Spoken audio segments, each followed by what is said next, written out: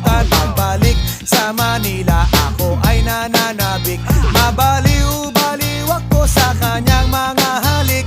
Okay lang, di maiwasan na mamiss paminsan-minsan. Pero pag kami nakita, aking panggigigilan. Di ko siya titigilan when she comes. Di ko siya titigilan when she comes. Di ko siya titigilan, di ko siya titigilan, di ko siya titigilan when she comes. Kay ganda ng aming samahan at walang nanlalamig. Mas pa sa mag-asawa